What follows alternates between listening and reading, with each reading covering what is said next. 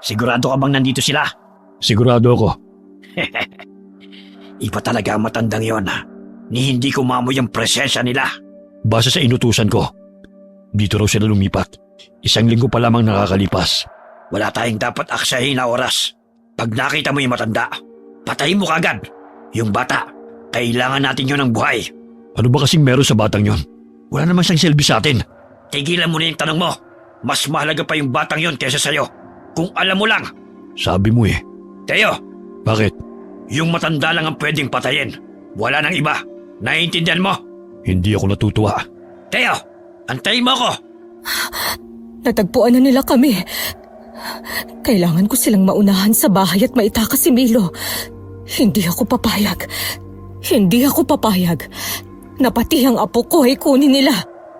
Pagkatapos marinig ni Matilda ang usapan ni Lito at Teo, dali-daling kumilos ito at dumaan sa shortcut na alam niya. Walang ibang laman ang isip niya ng mga sandaling yun, kundi ang mailigtas at maitakas ang apo sa kamay ng mga aswang na humahabol sa kanila. Milo! Milo! Milo! Bakit po, Lola? Kailangan na nating umalis dito. Halika, tulungan mo akong magligpit ng mga gamit natin. Saan na naman po tayo pupunta, Lola?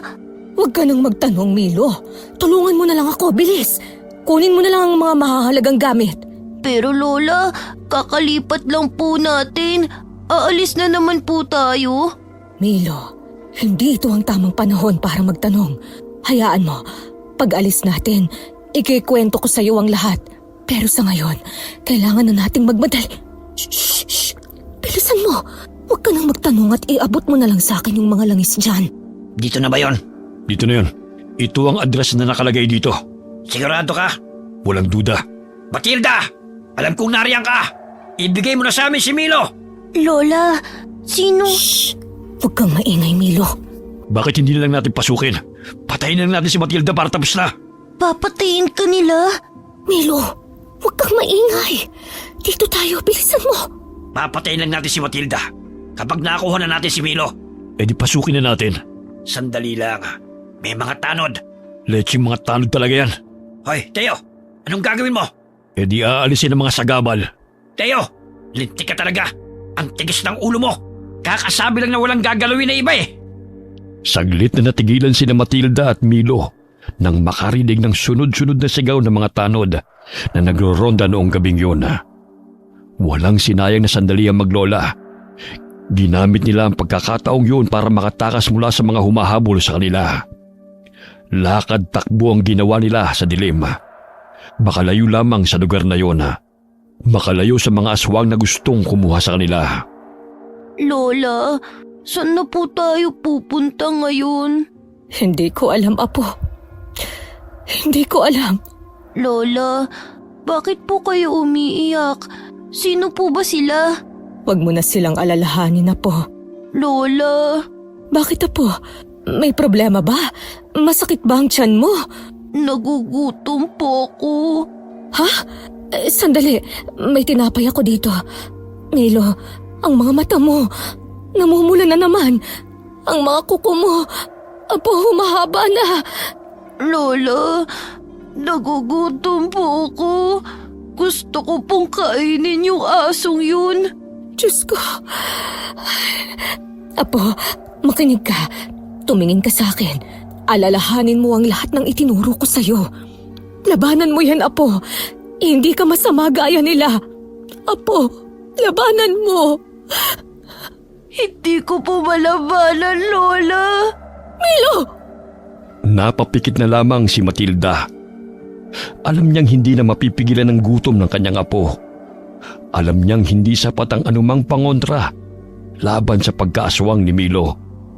Lalo't habang lumalaki ang bata, lalo siyang nagiging mabangis. Tanging ang pasasalamat na lamang niya ay hindi pa rin ito umatake ng tao. Hayop lamang ang kinakain ng kanyang apo. Nang maibsa ng gutom ni Milo, ay saka unti-unting bumalik ang anyong tao ng bata. Lola, Milo, Apo, tahan na. Lola, pinatay ko yung aso. Lola, ang sama ko. Pinatay ko yung aso. Wala kang kasalanan, Apo. Hindi mo kasalanang ipinanganak kang may kalahating aswang. Lola, ayoko pong maging aswang. Ayoko pumatay ng kahit anong may buhay, Lola. Ayoko. Naiintindihan ko, Apo. Tahan na. Dahil po ba sa akin, Lola, kaya gusto ka nilang patayin? Narinig ko, Lola. Gusto nila akong kunin sa'yo. Hindi, Apo. Hindi dahil sa'yo. At hindi ako papayag. Lola, ang sama ko po. Pero Lola, di ko naman po sinasadya eh. Lola, ayokong patayin kanila. Apo, Milo, hindi nila ako papatayin. Hindi papayag si Lola. Naiintindihan mo? Kailangan mong kontrolin ang sarili mo para maprotektahan mo ko. Naiintindihan mo ba? Opo, Lola. O siya, sige na.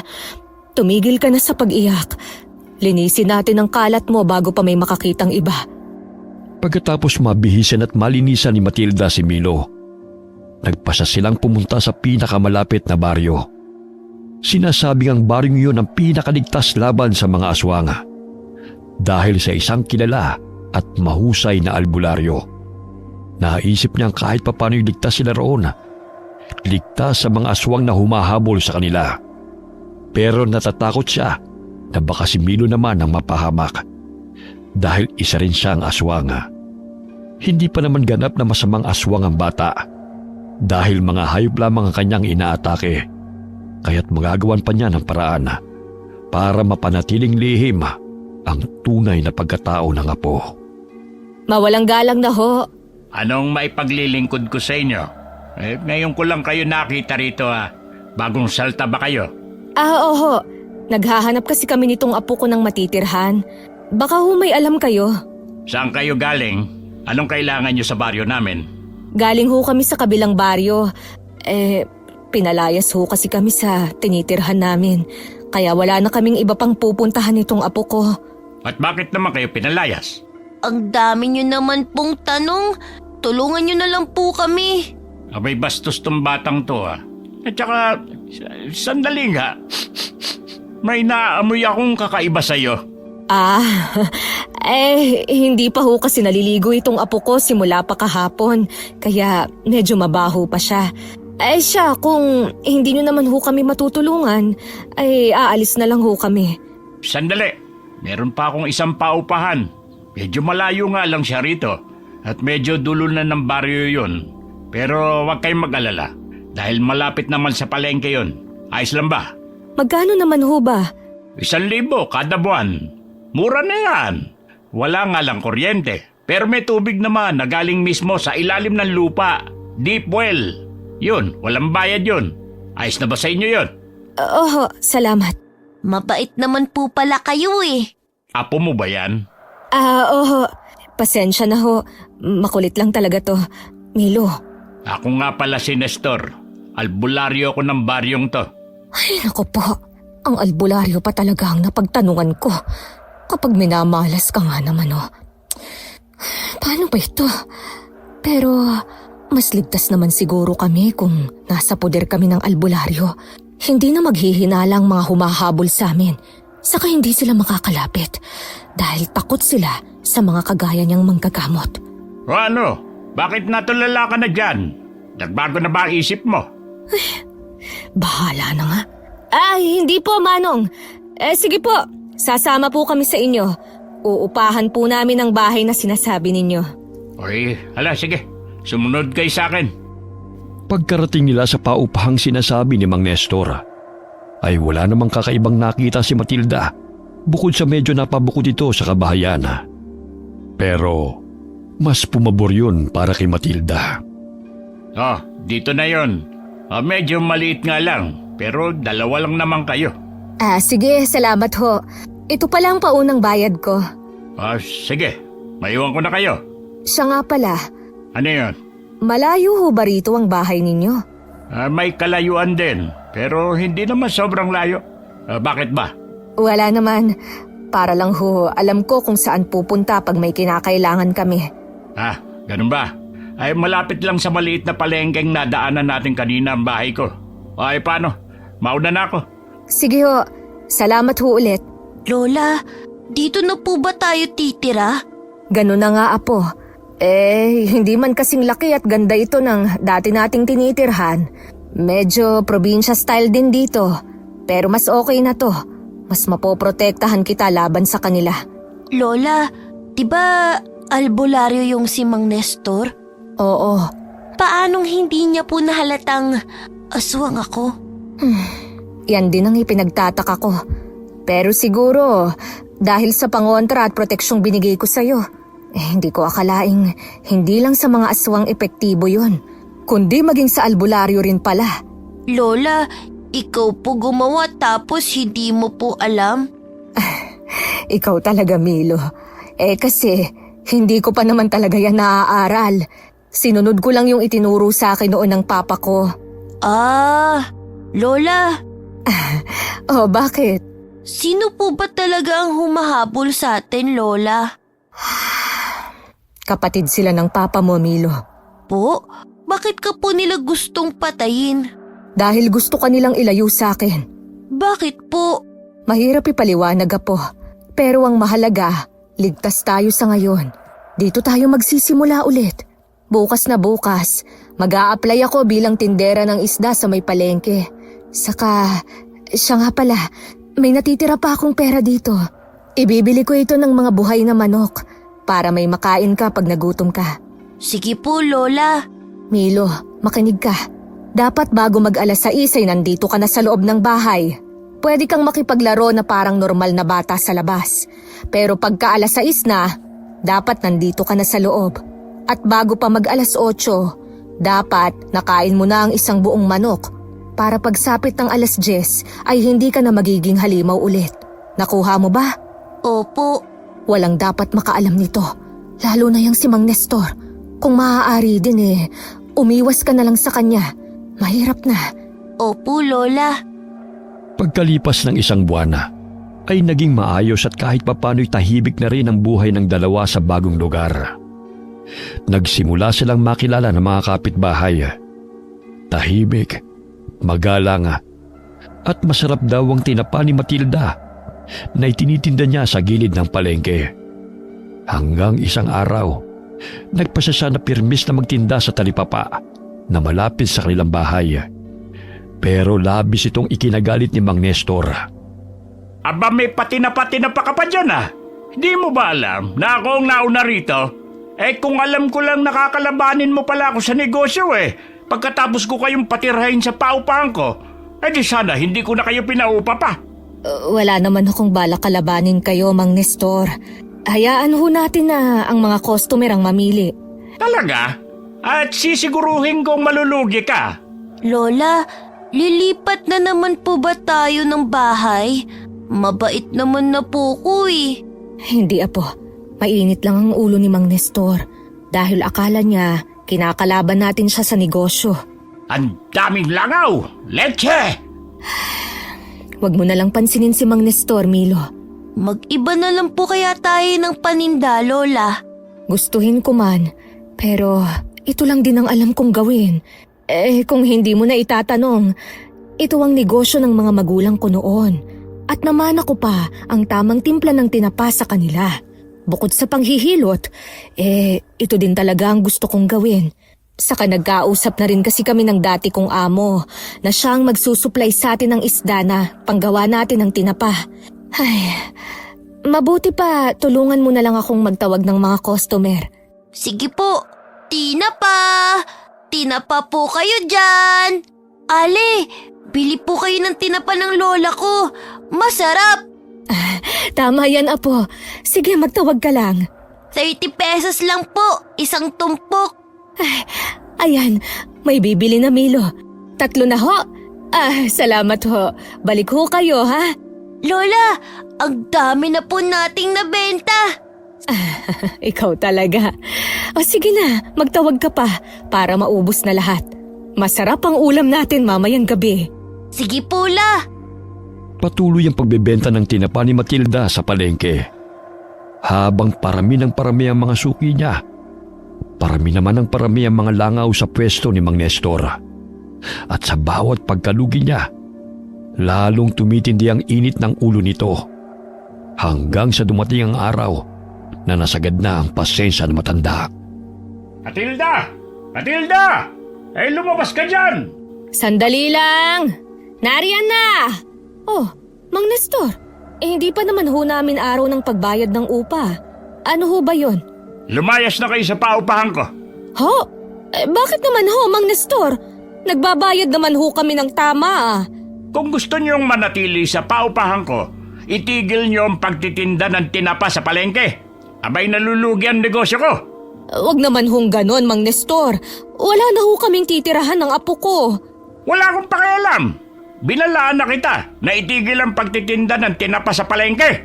Kung yan ho talaga ang gusto ninyo, wala ho kaming magagawa. Pero sana ho, konsensya nyo na lang ang bahala. Aalis ho kami, pero bigyan nyo naman ho kami ng kahit kaunting palugit lang. Aba, ako pang makokonsensya.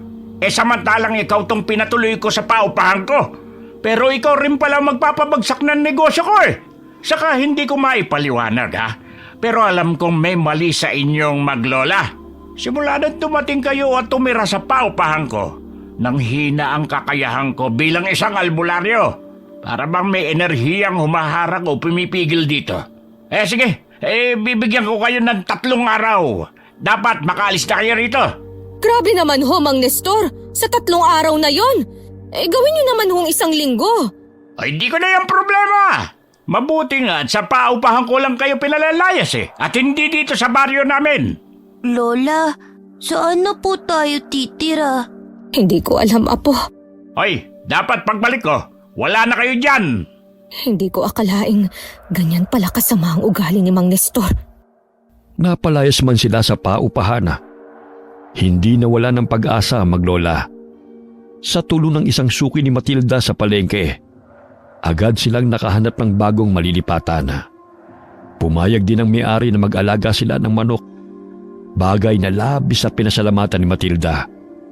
Alam niyang hindi lamang ito pantawid gutom ng apo, kundi proteksyon na rin nila. Milo, apo, halika nga muna. Bakit po, Lola? Mas malapit na tayo ngayon sa maraming tao, kaya kailangan mong mas mag-ingat. Naiintindihan mo? Opo, La. Gaya pa rin ng dating gawi. Dapat nandito ka na bago mag-alas 6 ng gabi. At kung hindi pa rin naiibsan ang pagkagutom mo, pwede kang kumain hanggang 3 manok. Naiintindihan mo ba? Opo. O siya, isuot mo to at wag na wag mong tatanggalin. Naiintindihan mo? Bagong habak po ulit, Lola? Oo, pero mas mapoprotektahan ka niyan. Kaya wag mong wawalain. Kahit papano, mapipigilan din yan ang pagkaaswang mo. Pinagawa ko pa yan sa isang magaling na albularyo sa kabilang baryo. Kaya ingatan mo. Ay, lalo na't palapit na rin ang kabilugan ng buwan. Kung kailan mas lumalakas ka. Sorry po, Lola, kung nagiging halimaw ako. Hindi mo yun kasalanan, apo. Basta pakinggan mo lang ang mga bilin ko. Maliwanag? Opo, Lola. Milo, anong nangyayari? Anong nararamdaman mo? May masakit ba? Nararamdaman ko na po ang buwan, Lola. 8 anyos ka na, kaya mas lumalabas na ang natural mong kapangyarihan. May 1 linggo pa bago ang kabilugan ng buwan, pero nararamdaman mo na agad ito. Ay, halika rito, hihilutin kita. Ayoko po, Lola. Bakit naman? Masakit po kayo maghilot eh. Tiisin mo. Kailangan mo to. Kailangan kong hilutin ang batok, pusod at mga palad mo upang pansamantalang mapigilan ang paglakas ng enerhiya mo. Kahit papano, masasara nito ang bukana ng diwa mo. Lola, hindi ko po kayo naiintindihan. Sige na, apo. Tiisin mo lang. Para rin sa'yo ito. Kahit ayaw ni Milo, napilit pa rin siya ni Matilda. Pinahiga niya sa banig ang bata at pinahiran ng langis ang buong katawan. Marahan pero mariin ang bawat hagod ni Matilda. Sinasabayan ng mahinang bulong ng orasyon ang ginagawa niyang paghilot sa bata. Habang tumatagal ang masahe, lalong sumisidhi ang kirot. Aray! Lola! Dahan-dahan lang po, masakit. Tiisin mo, Apo. Para rin naman sa'yo ito. O siya, tumihaya ka at yung dibdib mo naman ang hihilutin ko. Pwede po bang dahan-dahan lang, Lola? O sige, dadahan-dahanin ko ng kaunti. Ayan, ganyan. Masakit pa rin ba? Kaya na po, Lola. Di na masyadong masakit. Lola, ang init po ng langis. Parang makirot po. Talagang makirot. Dahil nilalabanan ng enerhiya mo ang talab ng langis. Akin na ang kamay mo. Lola, parang inaantok na po ako. Hayaan mo lang, Apo. Huwag mong labanan. Ibig sabihin lang yan ay gumagana na. Kinaumagahan na. Muling nagbenta ng tinapa sina Matilda at Milo sa palengke. Pero hindi tulad ng dati. Halatang balisa ang bata. Para bang may init siyang nararamdaman sa katawan na hindi niya may paliwanaga. Lola, natatakam po ko sa amoy ng dugo. Apo, Milo, labanan mo. Huwag mong hayaang lamunin ka niyan. Lola, mas okay po siguro kung umuwi na lang tayo.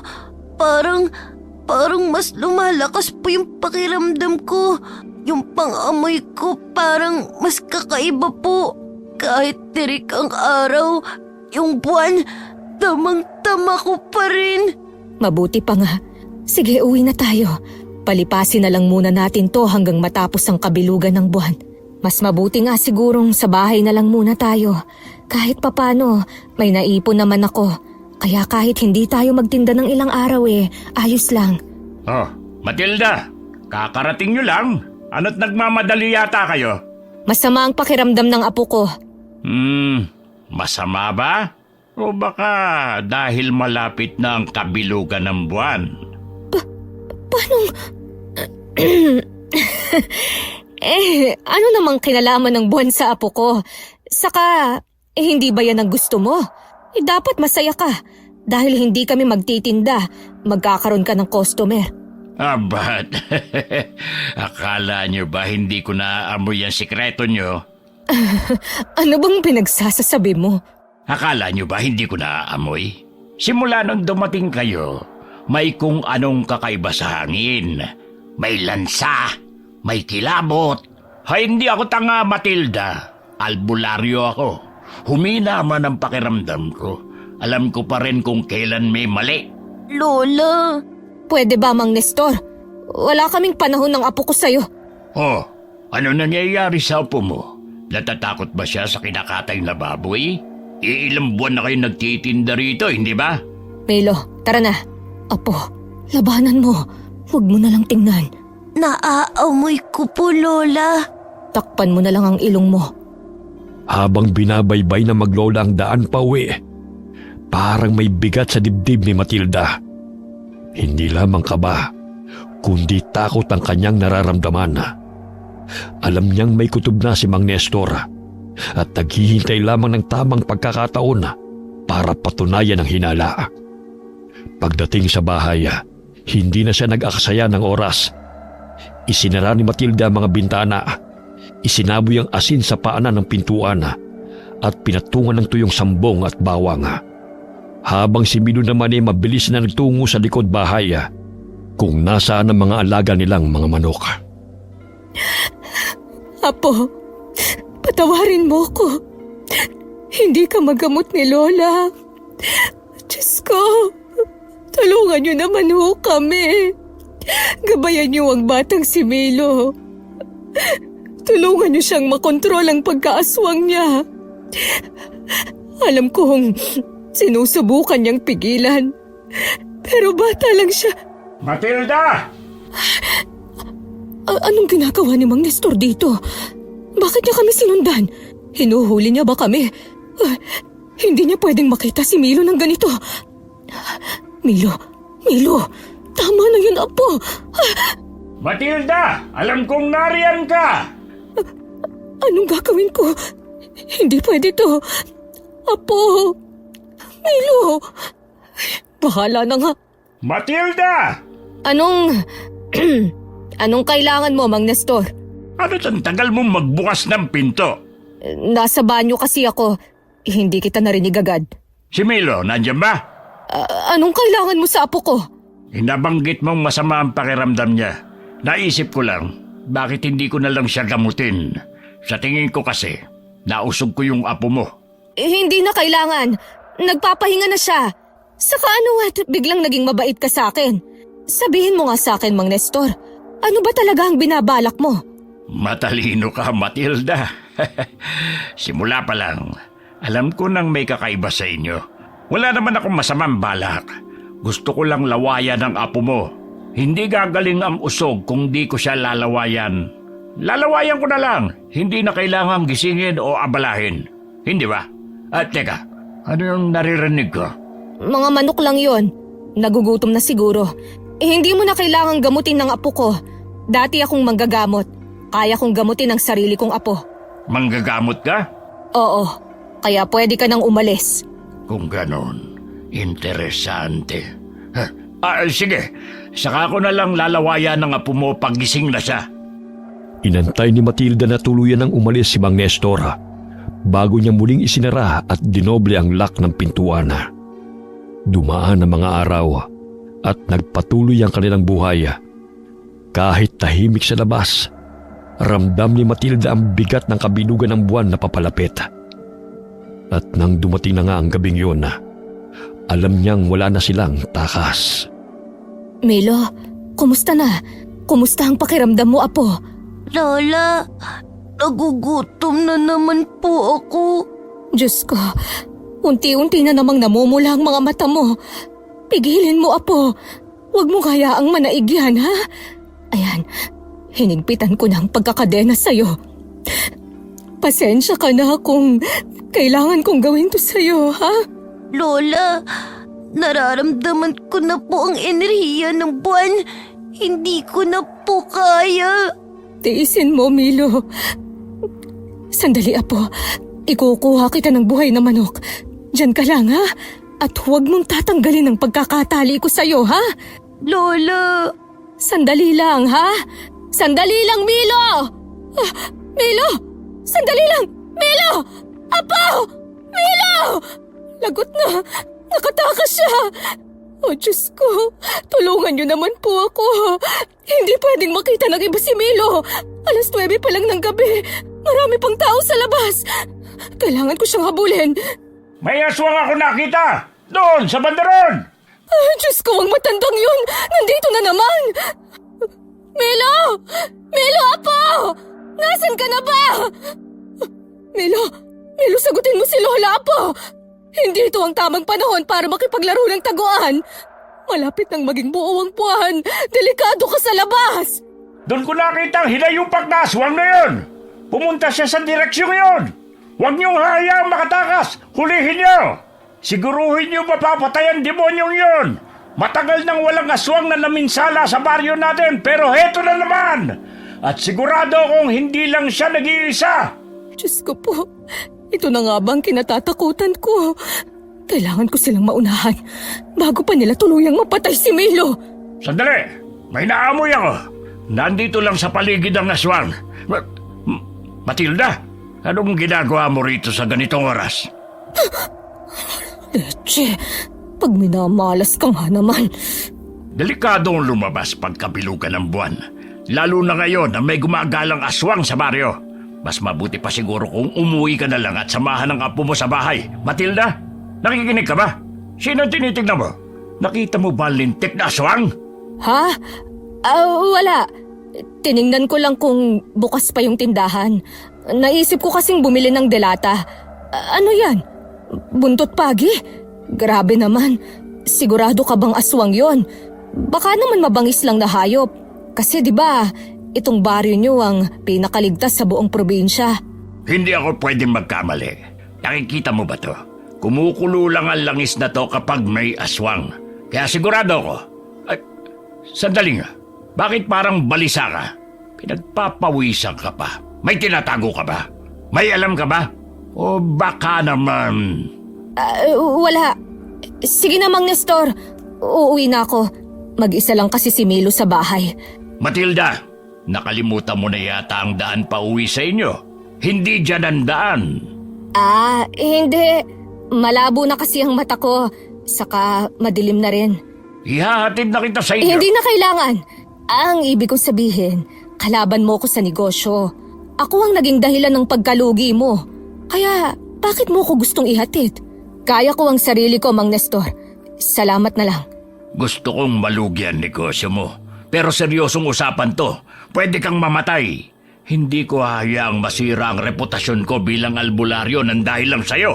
Sinabi ko na. Kaya ko ang sarili ko. Bigla silang natigilan ng makarinig ng malakas at nakakapanindig balahibo na sigaw ng isang babae mula sa di kalayuan. Mabilis na kumabog ang dibdib ni Matilda. Hindi na siya naghintay ng reaksyon ni Mang Nestor. Sa pagkakataong yun, wala na siyang pakialama. Ang mahalaga sa kanya ay mailigtas si Milo mula sa mga tumutugi sa kanya. Milo! Milo, apo! Lola! Milo! Diyos ko po! Kumusta ka? May masakit ba sa'yo? Nasugatan ka ba ng mga taong humahabol sa'yo? Lola! Ang buwan! Bumababa na ang siklo ng buwan. Mabuti naman. Pero Lola, nasaktan ko yata ng husto yung babae. Ay, Diyos ko. Mabaging langit. Sa palagay ko, buhay pa naman siya. Dito banda nang galing yung sigaw! Bilisan nyo! Nariyan na sila. Bilis, kailangan nating magtago. Pero, paano po yung babae? Hayaan mo na si Mang Nestor ang gumamot sa kanya. Tara na, bilis. Magtago tayo dito. Lola! Huwag kang maingay, Milo. Baka marinig nila tayo. Hindi nila pwedeng makita na nandito tayo. May sugatan dito. Sa tingin ko naman ay buhay pa siya. Tulungan niyo ako. Buhatin natin siya. Dahan-dahan lang. Sa tingin ko naman ay nahimatay lang siya. Pero dalhin pa rin natin sa bahay ko para masigurong wala siyang galos o malubhang sugat. Ay, lintik talagang mga aswang yan. Malaman ko lang kung sinong hayop ang nagtatago at nambibiktima dito sa baryo natin. Tatagain ko sa leg. Sa palagay ko wala na sila. Tara na, Milo. At saan sa palagay niyo kayo pupunta? Lintik na. Tara, Milo, bilisan mo. Huwag kang lilingon. Sa palagay niyo ba matatakasan niyo ako? Dahil bahagyang nakayuko si na Matilda at Milo at sakto ring madilim sa bahaging yun. Hindi nakita ni Mang Nestor ang mga mukha nila. Mabilis silang tumakbo palayo sa lugar na yun. Pero bago pa sila tuluyang makalayo, napasigaw si Matilda nang tumama ang buntot pagi sa kanyang likod. Sinasabi ko na nga ba, hindi yun nag-iisa. Hindi na kayo makakalayo.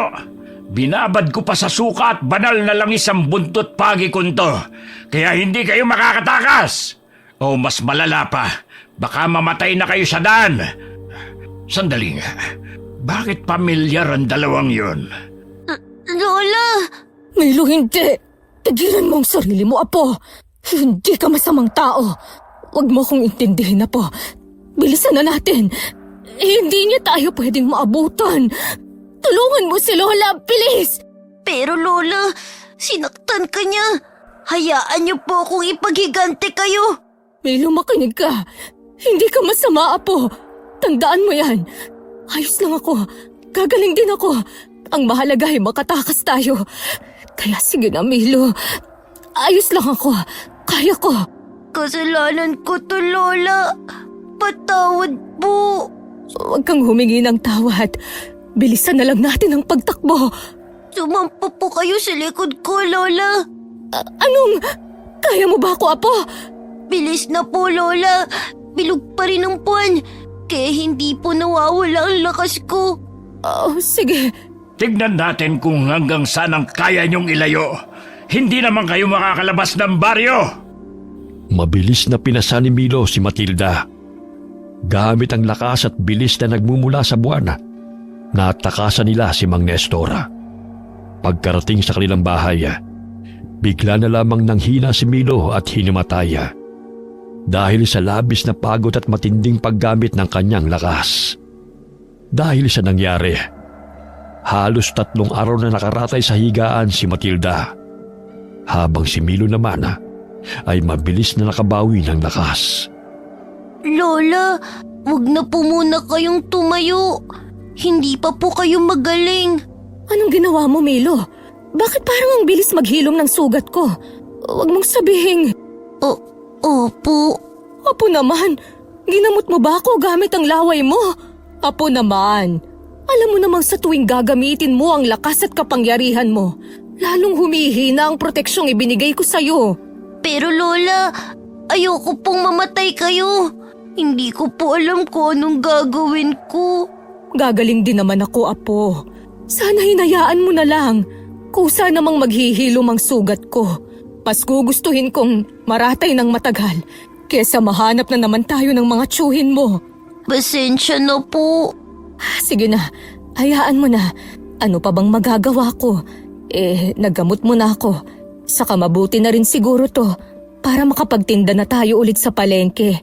Siguradong hinahanap na tayo ng mga suki natin at nagtataka na rin sila. Lola, Ano yun, Milo? Lola, ilang beses pong kumatok si Mang Nestor. Minsan, kasama pa niya yung may-ari ng bahay. Galit na galit po sila. Gusto po tayong paalisin. Hindi ko na lang po kayo ginising. Nagkunwari po kung walang tao dito. Ano? Lola, alam na po kaya ni Mang Nestor ang tungkol sa akin? Ano? Hindi. Hindi nila tayo pwedeng paalisin sa baryong ito, Milo. Ito lang ang ligtas na baryo na pwede nating tirhan. Kaya halika na. Ano pang gagawin niyo, Lola? Hindi nila pwedeng malaman ang sikreto mo. Nagiging malakas ka tuwing kabilugan ng buwan. Tapos na ito. At dahil nagamit mo na rin ang karamihan ng lakas mo, madali na para sa atin na kontrolin ang pagkaaswang mo. Inumin mo ito. Lahat po yan, Lola? Oo, mahaharang nito ang enerhiya mo. Kahit sino pang magaling na albularyo ang humawak o magtangkang tumuklas ng tunay mong pagkatao, hindi sila magtatagumpay kahit pagamitin nila ang mga pangontra. Simutin mo ang bawat patak ng katas ng halamang gamot na ito dahil yan na ang huli. Wala na po bang ibang paraan? Oh, bakit parang nag-aalangan ka? Lola, kasi paano po kung mawala na tong lakas ko? Paano kung bumalik si Mang Nestor? Hindi ko po kayo mapoprotektahan. Tsaka, pinaparan niyo po to ng patay na butiki ang katas ng halamang gamot. Kadiri po. Huwag mo na akong isipin na po. Malakas na ako. Oh, kaya ko na, hindi ba? Saka anong kadiri? Isa pa, yan naman ang parati kong pinaiinom sa'yo. Po, totoo po. Kaya pala masama ang lasa. Sige na, inumin mo na. Lola naman eh. Sige na, huwag nang matigas ang ulo. Sa pagkatapos niyan, maligo ka na at magtitinda na ulit tayo sa palengke. Kakausapin ko si Mang Nestor. Kahit pa alam kong delikado, kailangang matigil na kung ano ang hinalang meron sila. Basta manatili kang tahimik at huwag kang lalayo sa akin. Kinahapunan na, nagpunta sila sa palengke para magtinda ng tinapa. Habang nag-aayos sila ng kanilang paninda, napansin ni Matilda ang pag-iwas ng mga taong dumaraan na. Ang iba'y palihim pang nagbubulungan na at may ilang ding napapa-sign of the cross na lamang. Maya-maya'y dumating si Mang Nestor. Napansin kaagad ni Matildang nakapulupot na buntot pagi sa bewang ng lalaki na hindi naman ito madalas dalhin noon. Aba, buti naman at naisipan niyo pang magpakitang maglola. Ano bang kailangan mo sa amin, Mang Nestor? Wala naman, pero kayo may kailangang ipaliwanag. Anong ibig mong sabihin? May nakakita sa inyo nung gabing sumugod ang aswang at may narinig din silang may hinang impit mula sa loob ng bahay niyo. Nakita rin kitang pag-alagala nung gabing yun. Sinabi ko na sa'yo ang dahilan ko nung gabing yon. Kung ganon, bakit ka biglang tumakbo at nawala ng makarinig na sigaw mula sa malayo? Dahil nag-aalala ko na baka si Milo yun. Kagaya nga ng sabi ko, lumabas ako para bumili ng delata. Naiwan si Milo sa bahay nung gabing yon. Kaya dali-dali akong tumakbo sa pag-aalala. Kayo na rin ang nagsabi na may gumagalang aswang. Paano kung mabiktima ang apo ko? Magaling kang magpalusot. Pero ano naman ang dahilan kung bakit ngayon lang kayo lumabas ng bahay? Masakit ba ang latay? Ano bang latay ang sinasabi mo? Lola, Natatakot ka ba, Milo? Mainit ba sa pakiramdam mong langis na daladala ko? Aba, tingnan mo, Matilda. Umiinit ang langis ko. Alam mo ibig sabihin nito, hindi ba? Dati kang manggagamot, sabi mo. Oo naman, Mang Nestor. Umiinit ang langis kapag may aswang sa malapit o kumukulo kapag sobrang lapit. Alam mo kung anong ibig kong sabihin. Dahil kung kami nga yan, sana kumukulo na yan, hindi lang basta umiinit. Isa lang naman ang paraan para magkaalaman. Ipakita mo ang likod mo, Matilda. Ngayon? Dito talaga, sa harap ng maraming tao. Hindi ba't nakakabastos yan? Babae pa rin ako, Mang Nestor. O baka naman, gusto mo lang akong bosohan. Masyado ka ng kulubot para sa akin, Matilda. Ang gusto ng taong bayan ay malaman ang totoo. Kung hinala mong ako ang aswang, pwede mo naman akong patakan ng langis. Pag napaso ako, totoo nga. Pero pag hindi, mapapahiya ka lang. Sa pag-aalala niya para sa apo, marahan niyang kinabing ang bata para itago sa kanyang likurana. Ang hinala ni Mang Nestor ay siya ang aswang at hindi si Milo. Kaya mas madali sa kanyang patunayan na mali ang matanda. Walang pag-aalinlangan niyang itinaas ang kamay at iniabot ito kay Mang Nestor para patakan ng langis. Mabilis namang tinanggap ito ng matanda at pinatakan ng langis. Ilang minuto na ang lumipas. Wala pa ring epekto sa balat ni Matilda ang ginawa na matanda. Imposible. Nakita mo na, di ba? Hindi nga kami ang hinahanap mong aswang. Lola, Ano bang ginagawa mo, Mang Nestor? Subukan mong hawakan ang apo ko at dyan tayo hindi magkakasundo. Wala kang ebidensya, Mang Nestor. Haka-haka lang ang meron ka. Kaya wala kang karapatang husgahan kami. Tayo na, Milo. Hindi pa tapos to, Matilda. Alam kong may tinatago ka. Hindi mo ako maloloko. Lola, ano na pong gagawin natin ngayon? Sigurado po kung hindi tayo titigilan ni Mang Nestor. Wala tayong gagawin, Milo. Ano pong ibig niyong sabihin, Lola? Ang ibig kong sabihin, hindi tayo gagalaw hanggat hindi kailangan. Hindi tayo tatakbo. Hindi tayo lalaban. Hindi pa. Hayaan mo silang magbulong-bulungan. Hayaan mo silang maghinala. Ang mahalaga, hindi nila malaman ang tungkol sa'yo. Hahayaan lang po natin sila? Oo, apo. Dahil minsan, ang pinakamabisang depensa ay opensa. Opensa? Aatake tayo, Lola? Hindi. Lola, ang gulo mo naman po. Ay, oo nga pala. Baliktad pala yun. Ang ibig kong sabihin, minsan, ang pinakamabisang opensa ay depensa. Hayaan mo silang maghinala at umatake. Basta't wala tayong ginagawa na kahinahinala, wala rin silang makukuhang ebidensya. At kapag wala silang ebidensya, kusa nilang pagdududahan ng sarili nilang hinala. Kaya ang importante, manatiling kalmado at huwag gumawa ng kahit anong ikabibisto. Ha?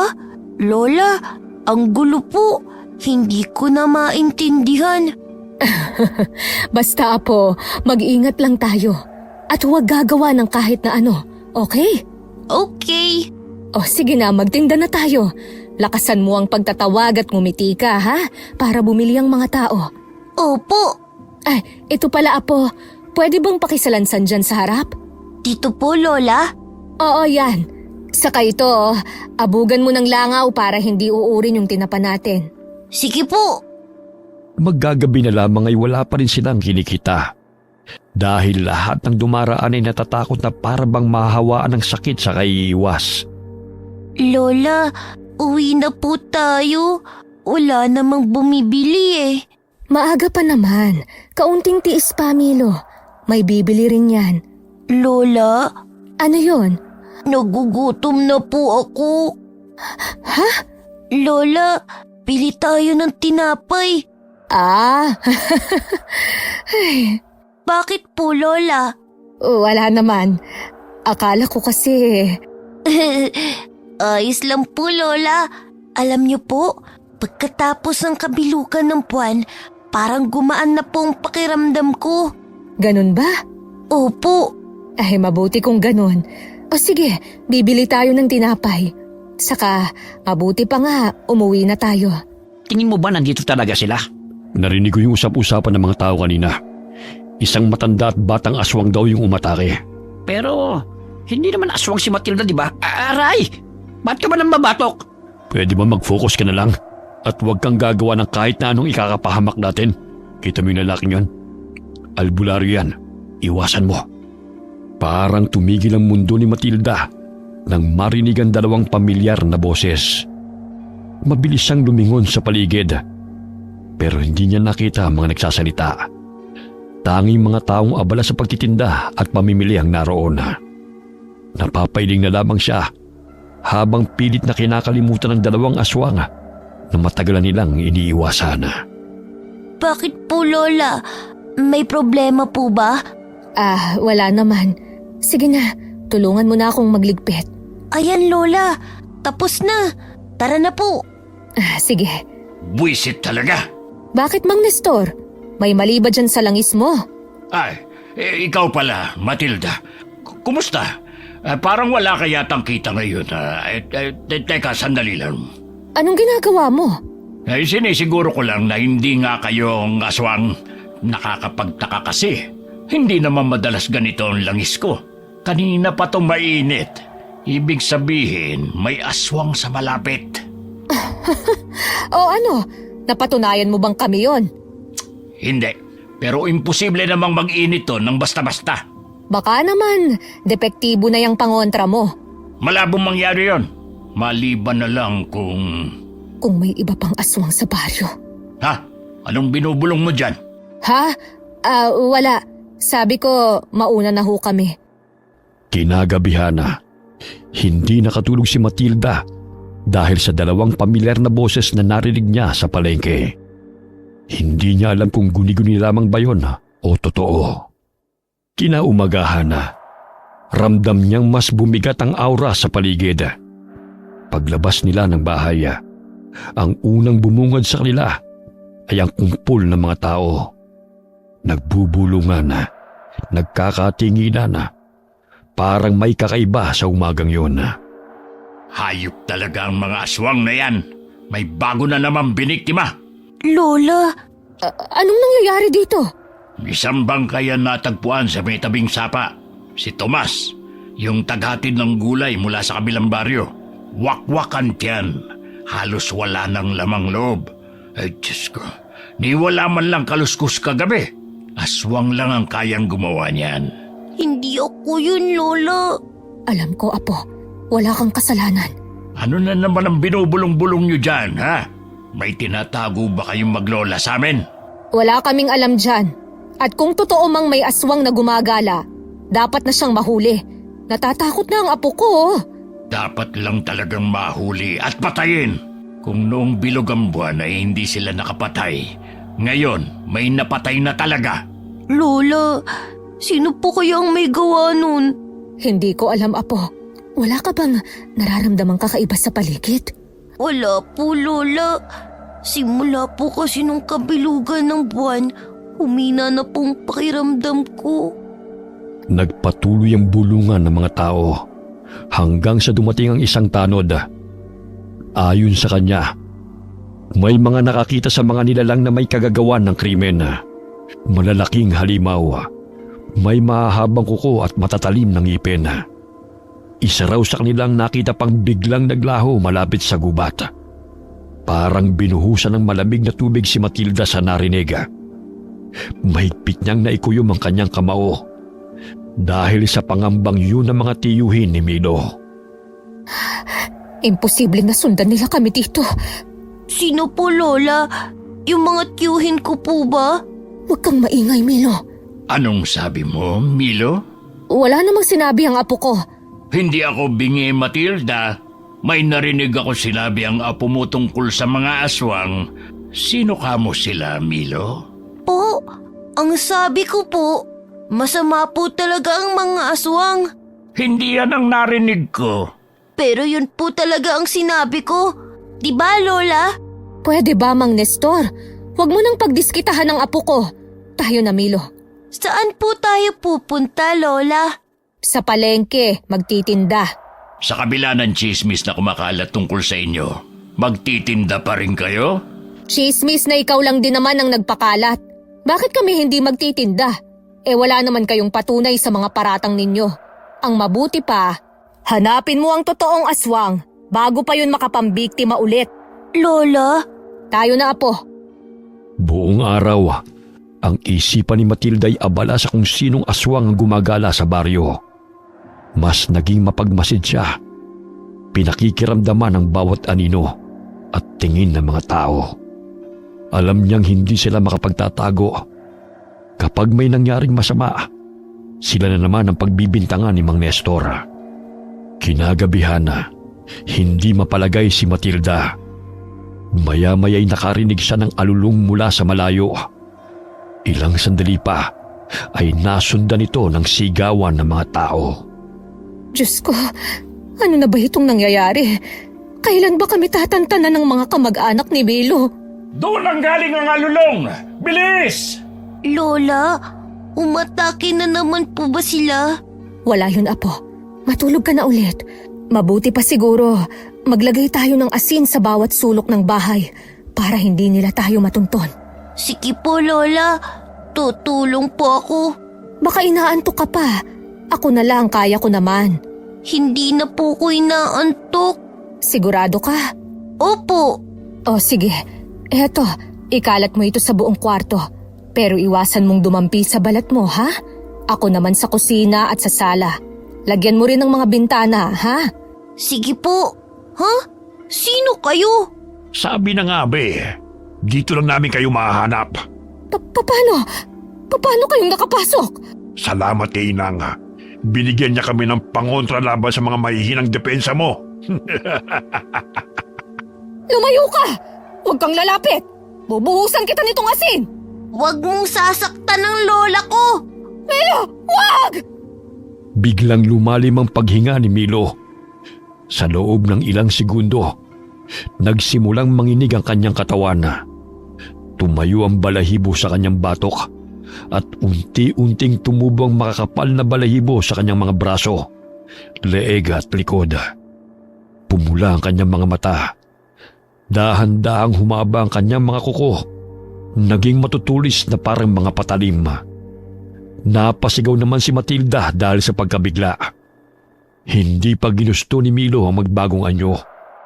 Pero dahil sa galit ay nagawa niya. Matapang ka, Milo. Manang-mana kasama mo. Pero hindi mo pa ako kaya, bata. Hindi ka pagganap na aswang. Milo! Oh, Diyos ko! Mabaging langit! Tulungan niyo po ang apo ko! Huwag mong sasaktan ng lola ko. Milo! Ayos ka lang ba? Hindi ko sasasaktan. Kung sasama ka sa akin, hahayaan kong mabuhay ang lola mo. Kung susunod ka. Hindi sasama sa iyo ang apo ko! Patayin mo muna ako bago mo siya makuha! Di sige. Madali naman akong kausap. Lola! Bago pa man makalapit si Lito, sumugod na si Milo. Isang malakas na kalmutang sumira sa damit ng kalaban. Pero tila walang epekto. Parang bakal ang balat ni Lito. Itinulak niya si Milo at tumilapon ang bata. Lumagapak ang katawan nito sa sahig. Pilit namang tumayo ang bata at muling nilabanan ng lalaki. Nataranta si Matilda. Hindi niya alam ang uunahin hanggang sa maalala niya si Mang Nestor. Kaya dali-dali niya itong pinuntahan. Mang Nestor! Mang Nestor! Matilda, ano nangyari sa'yo? Ang apo ko, si Milo, sinugod siya. Sinugod ng aswang. Ha? Anong sinasabi mo? Kumalma ka nga muna. Hindi ako pwedeng kumalma! Ang apo ko! Nasa bahay sila! Bilisan natin, Mang Nestor! Bago pa nila makuha si Milo! Kung ganon, may isa pang aswang. Wala nang panahon para dyan! Puntahan na natin ang apo ko bago pa mahuli ang lahat! Ay sige, tara na. Mabilis na tumakbo ang dalawa pabalik ng bahay. Pero pagdating nila, huli na ang lahat. Wala nang tao silang naabutan. Nagkalat ang mga gamit. Amoy ng sunog na insenso ang sumasama sa hangin. Milo! Milo! Apo ko! Nasaan ka? Huwag mo akong iiwan, Apo! Mukhang nahuli na tayo, Matilda. Anong karapatan mong sabihin yan? Anong klaseng albularyo ka? Sandali lang, Matilda. Ako ba nag-iwan sa apo mo? Kasalanan ko to. Matilda, Albularyo ka, di ba? Kaya nga kami lumipat dito sa baryo ninyo dahil ito raw ang pinakaligtas, hindi ba? teka, anong ibig mong sabihin? Kung ganon, kayo ang nagdala ng aswang sa baryo namin? Hindi na yun mahalaga! Kailangan nating iligtas si Milo! At bakit ko namang gagawin yon? Kayo ang nagdala ng panganib dito sa baryo. Alam mo bang pinagdaanan namin ng pamilya ko? Halos kalahati ng baryong to. Nilipol na mga lintik na almanwak. Almanwak? Oo, mga halimaw. Mga sinumpang nilalang na hindi na dapat nabubuhay. Kung ganon, mas kailangan nating iligtas si Milo! Para saan? Para buhayin ang isang bagong salot? Para muling guluhin ang mga lintik na almanwak na yan ng baryo namin? Hindi niya pinili kung sino siya, Mang Nestor! Wala siyang kasalanan! Bata pa lang siya, pero pilit na siyang pinapatay ng mundo! Ako lang ang meron siya! Anong ibig mo sabihin sa hindi niya piniling kung sino siya? Hindi dapat siya makuha ng mga kalahi niya! Dahil kung makuha nila si Milo, mas lalakas sila! Gagawin siyang susunod na pinuno ng mga almanwak! Ano? Kung ganon, Oo, aswang ang apo ko, pero hindi siya tulad nila. Hindi siya halimaw. Hindi niya pinili ito. kung alam ko lang, nung una pa lang pinatay ko na sana ang apo mo. Hindi niya ginustong ipanganak ng may dugong aswang. At kung pababayaan natin siya, hindi lang siya ang mawawala sa akin, kundi magiging panganib siya sa ating lahat. Aswang pa din ang apo mo! Hindi masama ang apo ko! Ni minsan hindi siya nanakit ng tao. Tanging mga hayop lang ang binibiktima niya. Hindi niya ginusto yun. Ganyan ka ba kawalang puso? Bata pa lang si Milo. Hindi niya ginusto na ipanganak na may kalahating aswang. Tao pa rin siya, Mang Nestor. Parang tumigil ang mundo ni Mang Nestor sa mga narinig. Binabalot ng bigat ng katotohanan ang ayaw niyang tanggapin. Napaluhod naman si Matilda sa lupa habang humahagulgol. Sige, ililigtas natin ang apo mo. Pero tandaan mo ito, hindi ko to ginagawa para sa'yo. Ginagawa ko ito para sa buong baryo, para sa mga bata, para sa mga hindi na natin nailigtas, para sa mga mahal ko sa buhay na nawala. Bahala ka na kung para kanino mo to ginagawa. Basta mailigtas lang natin ang apo ko. Tayo na! Maghunos dili ka nga. Hindi tayo pwedeng sumugod doon ng hindi handa. Paano kung mahuli na naman tayo? Paano kung huli na ang lahat pagdating natin doon? Kung totoo ang sabi mo na siyang magiging tagapagmana ng mga almanwak, hindi nila siya papatayin. Kailangan nila siyang buhay para maipasa ang mana. Oo nga. Pero paano kung maging mas malakas na aswang na siya bago pa tayo makarating? Matagal ko nang pinag-aralan ng mga almanwak. Hindi sila basta-basta nagpapasa ng pagkaswang. May hinihintay silang tamang oras at may ritual pa silang sinusunod. Kapag sumugod tayo ngayon, para na rin nating isinubo ang sarili natin sa kanila. Alam mo naman siguro kung gaano sila karami at kung gaano sila kalakas, di ba? Ano bang plano mo? Sa ngayon, magpahinga ka muna. Bukas ng madaling araw, pumunta ka sa bahay ko. Tuturuan kitang gumawa ng mga pangontra. May ilang linggo pa tayo bago muling sumapit ang kabilugan ng buwan. Kabilugan ng buwan? Oo, doon madalas nilang gawin ang ritual tuwing kabilugan ng buwan. Kaya sige na, Matilda, magpahinga ka muna. Bukas natin pag-usapan kung paano natin maililigtas ang apo mo habang may oras pa. Pagkaalis ni Mang Nestor, tuluyan nang bumigay si Matilda. Napahagulgol siya habang mahigpit ang pagkakakapit sa kanyang dibdib. Hindi pa man sumisikat ang araw, pumunta na siya sa bahay ni Mang Nestor. Mang Nestor! Mang Nestor! Oh, ang aga mo namang masyado. Abay, 3:00 pa lang ng madaling araw. Hindi kasi ako makatulog. Saka, ikaw na rin ang nagsabi na kailangan nating maghanda. Ay, sige, pumasok ka muna. Ikaw ba ang gumawa ng lahat ng ito? Oh, huwag mong hahawakan yan. Baka mapasok ka. Hindi lang yan para sa mga aswang, kundi pati na rin sa mga tarantadong tao. Maupo ka muna dyan. Mag-isa ka lang ba dito? Oh, ako na lang ang natira mula nang ubusin ng mga walang kaluluwang almanwak ang pamilya ko. Ay, sabi mo, kalahating aswang si Milo? Oo, ang anak ko, nagmahal ng isang almanwak. Pero iba siya, hindi siya tulad ng iba.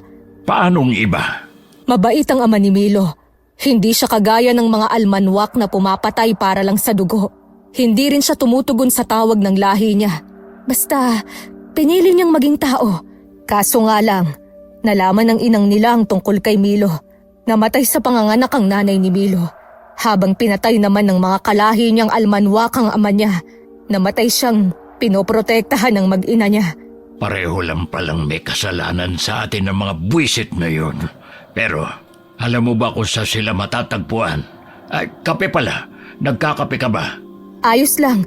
Kumain na rin ako sa bahay bago nagpunta rito. Hindi pa ako nakapunta ron, pero madalas itong ikwento ng ama ni Milo. Paulit-ulit niyang sinasabi, parang gusto niyang ihanda kami sakaling dumating ang araw na ito. Tahimik lamang na nakinig si Mang Nestor kay Matilda habang pinapanday ang mga sundang. Maya-maya'y tinuruan niya si Matilda kung paano ito gamitin. Plinano rin nila ang pagsalakay kasama ang mga mananagisag.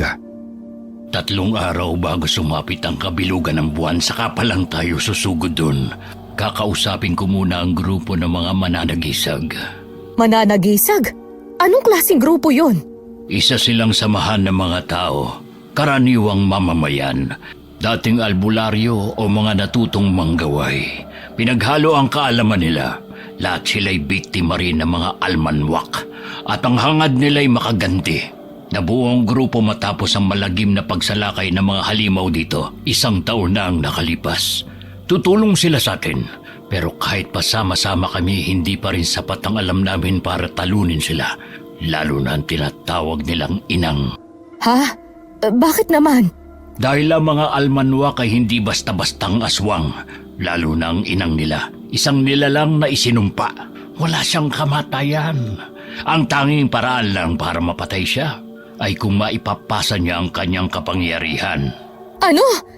Kung ganun, hindi pa rin magiging ligtas ang apo ko. Wala tayong magagawa. Hindi natin malalabanan ang sumpang si Satanas mismo ang nagbigay.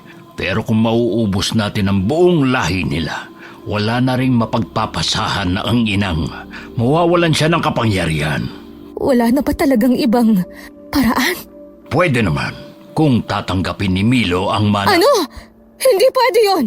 Hindi ako papayag na tuluyan nilang gawing halimaw ang apo ko. Hindi ko sinasabing magiging halimaw ang apo mo kung malakas ang loob niya. Kung kaya niyang labanan ng mana, baka siya ang makaputol ng sumpa. At anong magiging kapalit nun, ha? Alam ko, lahat ng kapangyarihan may hinihinging kapalit. Ang buhay ng apo mo. Kalokohan! Hindi ako papayag! Hindi ako papayag na isusugal natin ang buhay ng apo ko! Wala na ba talagang ibang paraan? Sa tagal kong pinag-aralan ng mga almanwak, yun lang ang tanging nakikita kong paraan. Siguro ang mas maganda, planuhin na muna natin kung paano natin mababawi ang apo mo. Tapos, Bahala na kung paano natin sila uubusin. Kaya na napagkasunduan na. Agad nagpunta sina Mang Nestor at Matilda sa kuta ng mga mananagisaga para ilahad ang plano ng pagsagipa. Sumang-ayon naman kaagad ang grupo. Wala silang sinayang. Nagsanay sila sa paggamit ng mga orasyon, paghawak ng mga pangontra at pakikidigma. Bawat isa may sariling dahilan para lumaban. Pero iisa ang layunin. Iligtas si Milo at tapusin na ang sumpa ng mga almanwak. Ano yung nilalagay mo sa sahig? Para saan yan? Abuhing buto ng paniki at dinikdik na balat ng punong kamagong. Pananggalang sa mga nilalang na marunong suminghot ng takot. Bawat hakbang mo sa paligid niyan, malilito sila. Amoy patay. Pero sige, anong sunod? Ito naman, dugo ng itim na tandang. Hahalo mo sa dahon ng tanglad at gawing pampaligo. Pampasigla at pananggalang sa mga tinatawag na sumpang tanikala. Lahat na lang may dugo. Kaya siguro ang lalim ng galit ng mga halimaw na yan. Puro sakripisyo ang kalaban nila. At tayo, kung gusto nating lumaban, kailangan din nating matutong magsakripisyo. Kaya ngayon, tuturuan naman kita kung paano gumamit ng latigo. Yung buntot pagi ba? Hindi, mas masakit doon, mas delikado. Ang latigong yan, gawa mismo sa pakpak ng isang almanwak. Pwede pala yun. Oo, pero hindi lahat ng almanwak ay may pakpak. Tanging ang matatanda lang, ang pinakamatatagal na nabubuhay sa kanila, ang nagkakaroon ng ganon. Napatay ko ang isa noon. At bilang paghihiganti, binali ko ang pakpak niya. Kinuha ko ang pinakamahaba at may pinakamatibay na buto. At yon ang ginamit ko para gawin ang latigong ito. Sa tagal ko ng pakikipaglaban sa kanila, napatunayan kong mabisa yon na pangwasak at pamuksa. Kung ganon, mas masakit nga yan. Dahil mismong pakpak nila ang papatay sa kanila. Ganon nga. Kaya sige, pumwesto ka na. Ang latigong gawa sa pakpak ng almanwak ay ibang-iba sa buntot pagi. Mas matigas ito at mas mahirap kontrolin. Kakailanganin mo ng buong lakas sa paggamit nito. Eto, hawakan mo. Bakit mas maliit ito? Buto pa rin yan ang pakpak ng almanwak, pero yung maliit na buto lang. Epektibo rin naman yan at mas madaling gamitin dahil mas malambot ng kaunti. Ay sige na, itaas mo ang kamay mo at tamaan mo yung haliging yon. Ganito ba? Ganyan nga. Mas lakasan mo pa. Araw-araw silang nag-iensayo hanggang sa dumating na ang tamang oras. Ang ikatlong gabi, bago ang mismong kabilugan ng buwan na. Pumunta na sila sa kuta ng mga kalaban na. Palihim silang nagmanman na. Inaral ang bawat kilos ng mga almanwak, pati ang bawat sulok ng kanilang kuta. Nandun si Milo! Shh! Huwag kang maingay. O, Teo, anong sinisilip-silip mo dyan? Ha? Para kasing... wala. Sigurado ka? Oo, Tayo na sa loob. Pinapatawag na tayo ni Inang. sandali lang. Bakit na naman? Ano ba kasing gagawin natin dyan kay Milo? Ba't nandito pa yan? Huwag ka ng maraming tanong. Malalaman mo sa mismong kabilugan ng buwan. Bakit sa kabilugan pa ng buwan? Napapansin ko ang dami niyo yatang nililihim sa akin ni Inang. Parang hindi niyo ako kamag-anak Huwag ka na magdrama dyan. Tayo na sa loob. Hinahanap na tayo ni Inang. Muntik na tayo doon. Ba't hindi pa natin sila inatake? Pagkakataon na yun! Huminahog ka nga, Matilda. Kailangan natin pag-isipang mabuti ang gagawin. Bawat hakbang, kalkulado dapat. Mamayang hating gabi tayo susugod pagkalis nila. Alis? Saan naman sila pupunta? Ang dahilan kung bakit 3 araw bago ang kabilugan tayo susugod ay dahil tamang pagkakataon to para iligtas ang apo mo. Hindi kita naiintindihan. Linawin mo nga.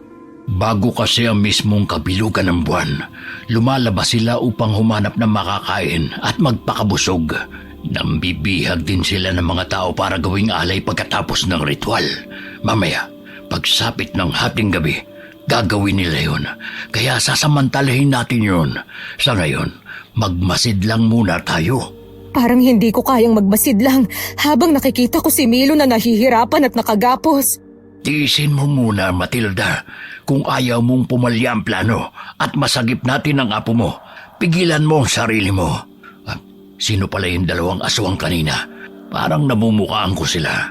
Sila ang tiyuhin ni Milo, kapatid ng ama ni Milo. Kung ganon, sila pala ang pumatay kay Tomas. Kagaya ng kanilang napagplanuhan, hinintay nila ang pagsapit ng hating gabi. Saka sila kumilos. Wala na yata sila. Sandali lang. Titiyakin ko muna at mahirap na. Diyan muna kayo. At huwag kayong gagawa ng kahit anong hakbang habang wala pang signal ko. Oh, bakit ang bilis mo? Wala na ba sila? Oo, nakaalis na sila. Pero bago tayo sumugod, paalala lang, huwag kayong masyadong lalapit sa lugar kung nasaan ang inang nila dahil malakas ang pang-amoy nun. Ito, maglagay kayo sa mukha nyo. Ano yan? Dugo? Tama, dugo nga yan. Dugo ng mga almanwak. Makakatulong yan para hindi nila tayo agad maamoy. Ang baho naman yan. Huwag ka nang maarte.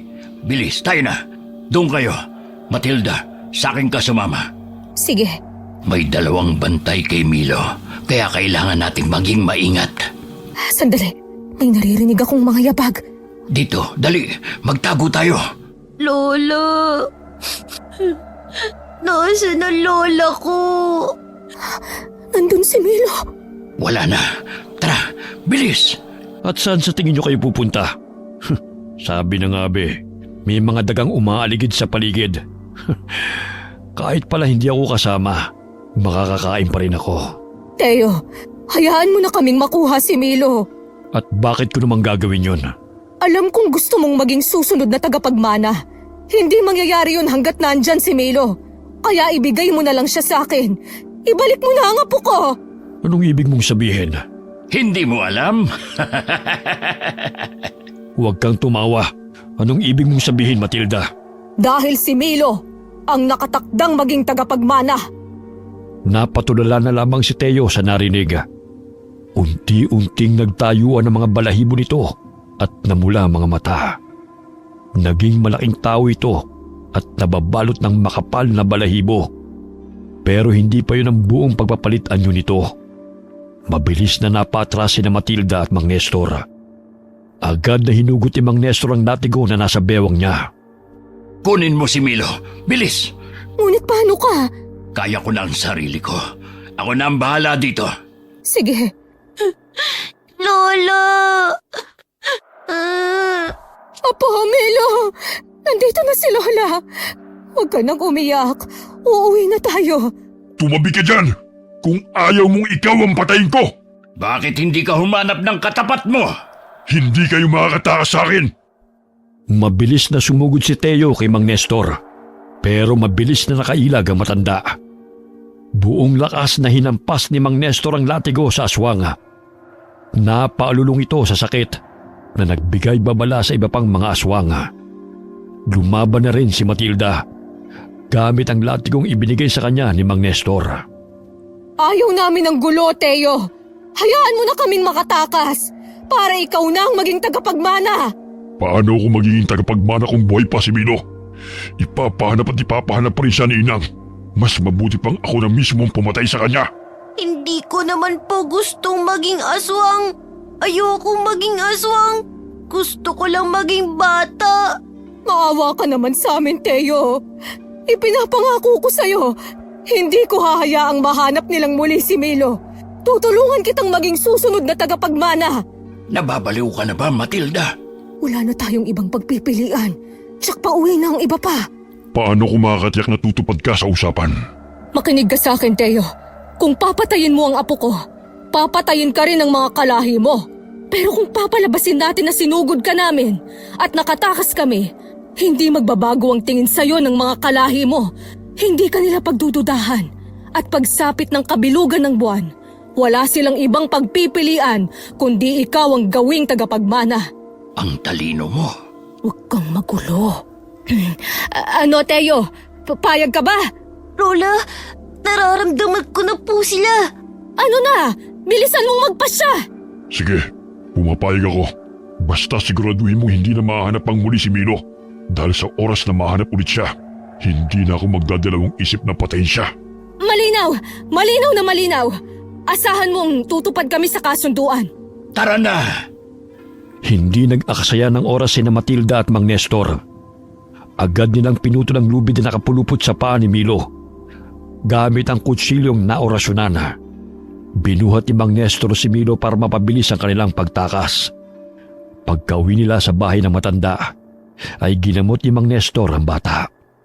Hindi naman malalim ang mga sugat ni Milo, pero marami ito. Umupo ka rito, Milo, na magamot ko yung mga sugat mo. Aray ko po! Ang sakit! Tiisin mo, Milo. Tama ang lola mo, Milo. Tiisin mo para magamot ko ang mga sugat mo. Matilda, ikalat mo pala ang banal na asin sa palibot ng bahay para hindi nila maamoy o masundan ang presensya ni Milo. Sige, nagawa ko na. Kumusta si Milo? Nakatulog na siya, pero hindi ko pa siya tapos gamutin.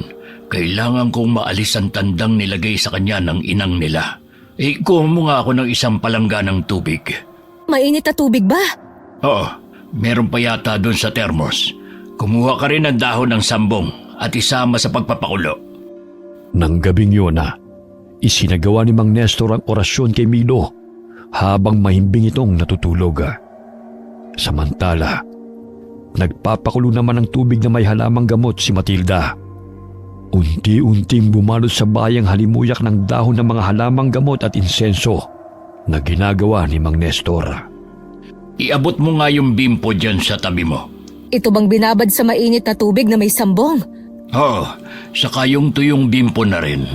Heto na. Kawawa naman itong apo ko. Ang bata niya pa para pagdaanan lahat ng ito. Kahit mahimbing siyang natutulog, halata pa rin sa kanya ang matinding pagod. Sa palagay ko'y nanlaban tong apo mo, kaya napakaraming sugat. May latay pa ng latigo. Napakawalang iya talaga nila. Ayan, tapos na. Pwede ka na rin magpahinga. Tabihan mo na lang ang apo mo.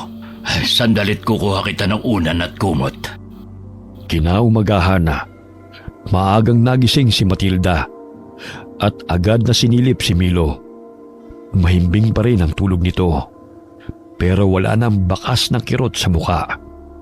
Tahimik siyang nagpunta sa kusina, kung saan abala si Mang Nestor sa pagbabantay sa pinakukuluang halamang gamot. Mukhang gumaan na ang lagay ni Milo. Oo, pero kailangan pa rin niya magpahinga ng gusto. Gising na ba siya? Hindi pa.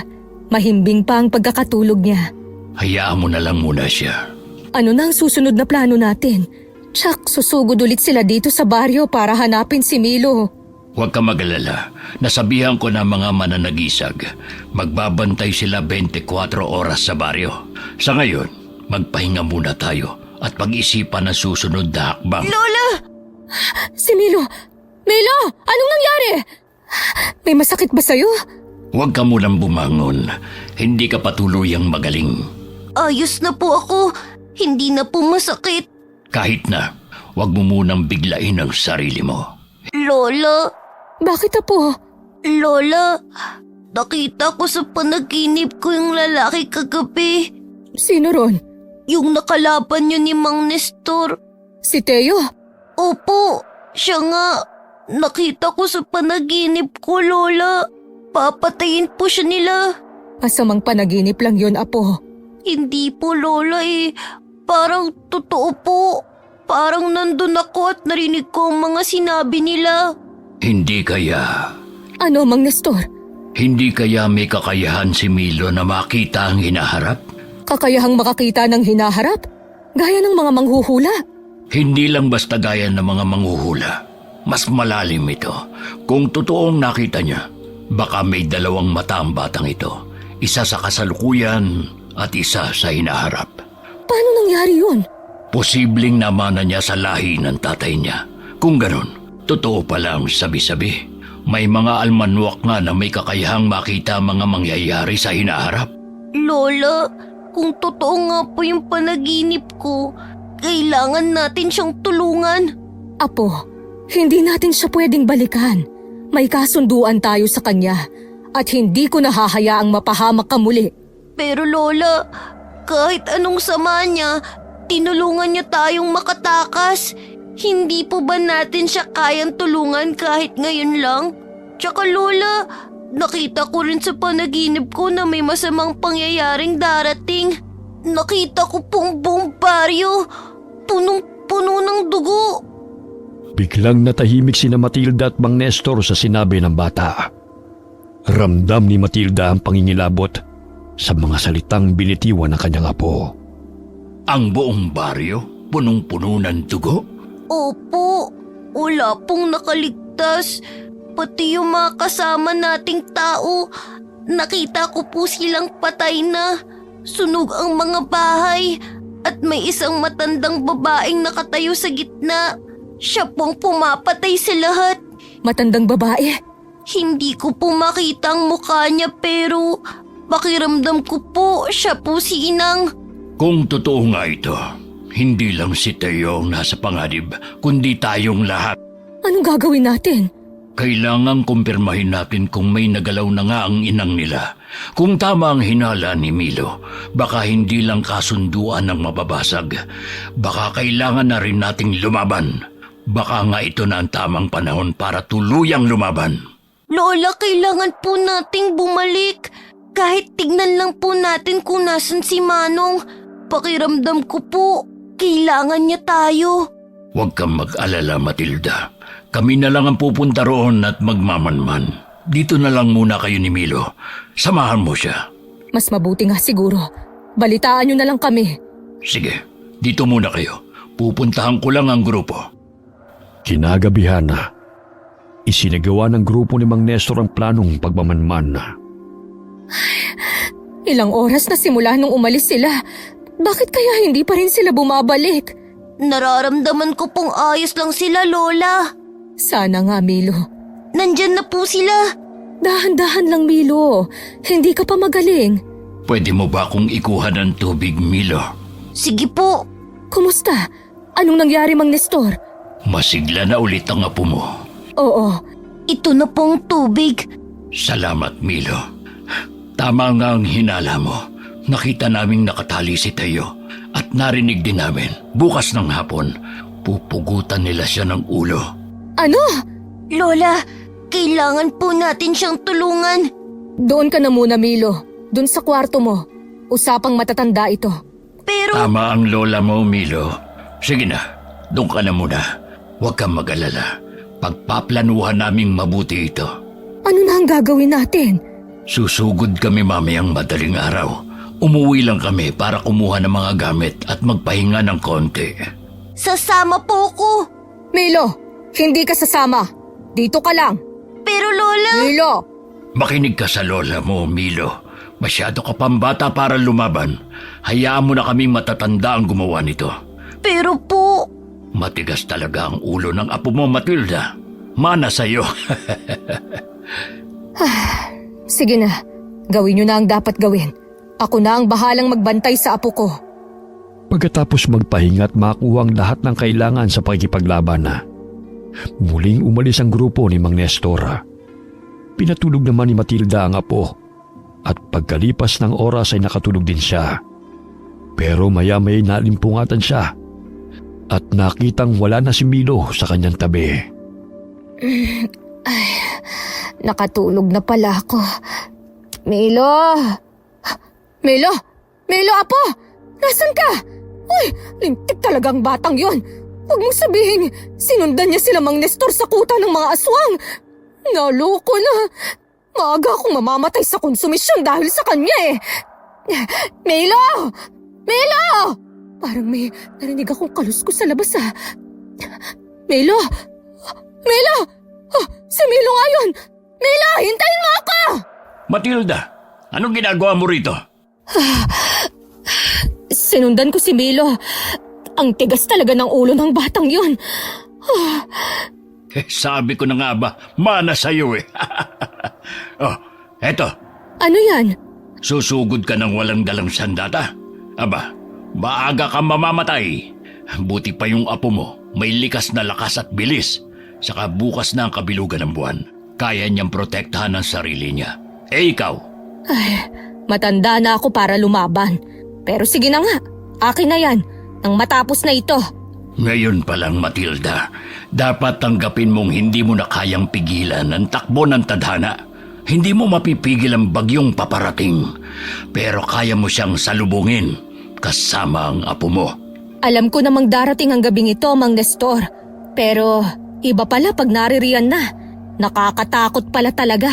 Lalo na kapag buhay ng mahal mo ang nakataya. Hindi lang buhay ni Milo ang nakataya.